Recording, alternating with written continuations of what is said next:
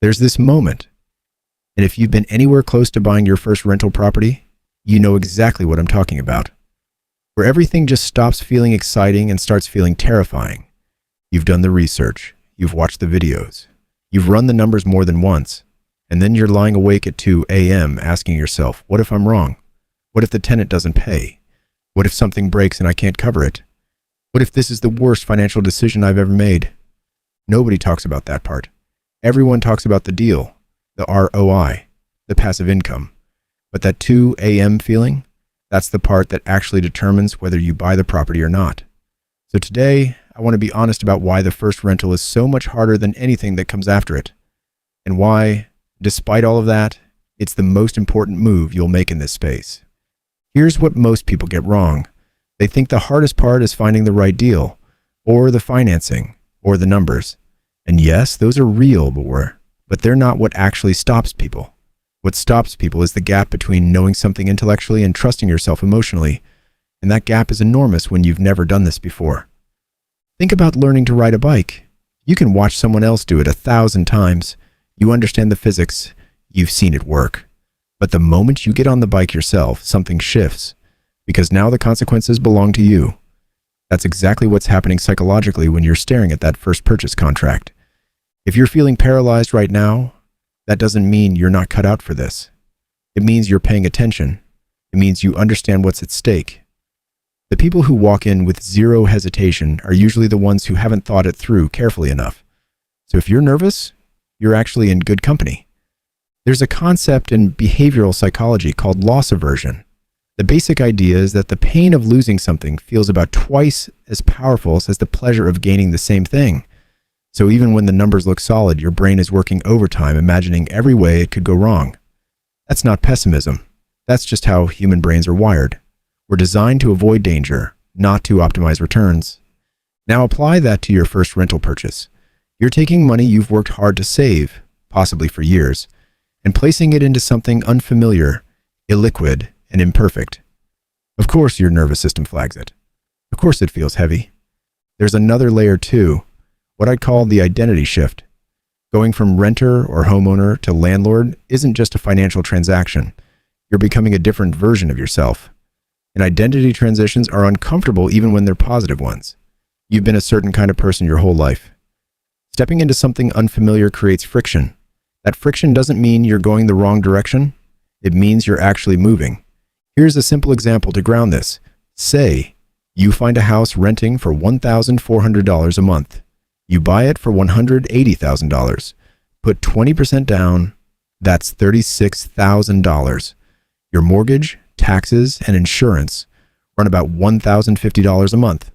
On paper, you're clearing $350 before maintenance and vacancy. Not a windfall, but a legitimate start.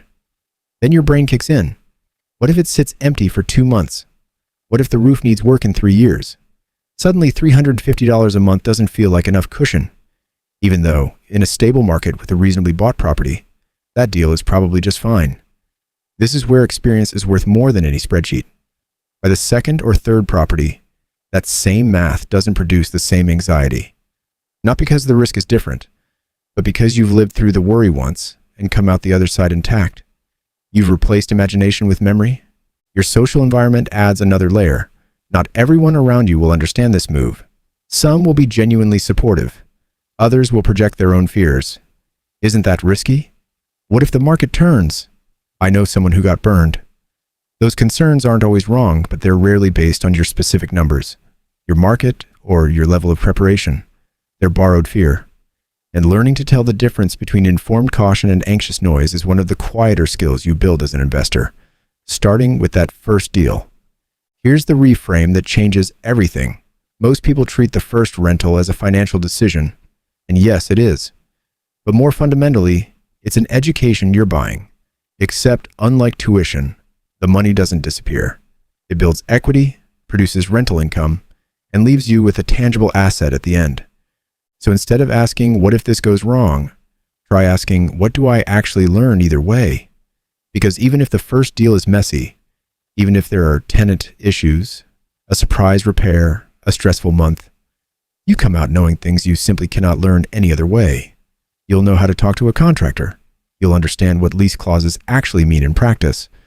You'll know your real risk tolerance under real pressure, not theoretical pressure. And that knowledge compounds faster than almost any property appreciation ever will, because it makes every deal after this one cheaper, faster, and far less stressful. There's also a version of your life where you never buy the first property. In that version, the idea of it stays exciting and slightly out of reach, permanently abstract. You keep researching, running scenarios, waiting for the right market or the right time. And 5 years go by, then 10. The regret from inaction is quieter than the regret from a difficult deal, but it tends to last much longer. The first property breaks the psychological seal, and once that seal is broken, the whole thing normalizes in a way that's genuinely hard to understand from the outside. So what does this actually look like in practice? A few things that make the first property genuinely more navigable. First, define your personal floor before you look at a single property. Write down the minimum conditions that make a deal acceptable to you. Not perfect, acceptable. Maybe the rent must cover all expenses with at least 10% left over. Maybe the property has to be within 30 minutes of where you live. Whatever it is, decide in advance. Because when you're standing in a house and your emotions are running high, you need a pre-made framework to come back to. Otherwise, you'll either talk yourself into something you shouldn't or out of something you should. Second, deliberately shrink the first deal. Your first property doesn't need to be your best deal. It needs to be a deal you can handle, learn from, and survive, even if it gets messy. A small single-family home, conservatively financed, in a stable area. That's a great first property.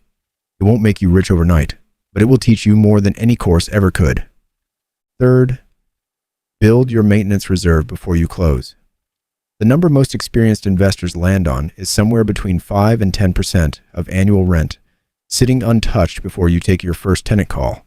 If the property rents for $1,400 a month, that's roughly $840 to $1,700 as a buffer. Things break without warning. HVAC units, water heaters, appliances. If you're not financially prepared for that, one repair can turn a good month into a stressful one. And finally, find one person who has actually done this. Not a channel, not a forum. One real person in your market who owns rentals and is willing to have an honest conversation. You don't need a formal mentor. You just need someone who can say, yeah, I felt exactly like that before my first one, and here's what actually happened. That's worth more than 100 hours of research. The first property isn't really about the property. It's about who you become in the process of buying it, owning it, and managing it. The person who closes on a first rental, even a modest one, even a messy one, is simply not the same person who was paralyzed by the idea of it 6 months earlier. A set of skills exists now that didn't exist before, a confidence that can't be borrowed or faked. And that person finds the second property significantly less intimidating. The third feels almost routine, not because the work gets easier, but because the fear loses its grip. You have a reference point. You know what it actually feels like versus what you imagined it would feel like. And that gap between imagination and memory is where most of the anxiety lives. You don't need everything to be perfect. You need it to be good enough, well considered, and within your financial reality. Progress over perfection isn't just something people say. In this context, it's the actual strategy. The first one is the hardest, and it is, without question, the most important. Because everything that comes after it is built on the foundation of that first deal, not just financially, but psychologically. That's where the real compounding happens. If you're right in the middle of this decision and some of this hit home, drop a comment below. And if you know someone who's been sitting on this for a while, share this with them. Sometimes the right conversation at the right moment is all it takes to move someone from stuck to ready. See you in the next one.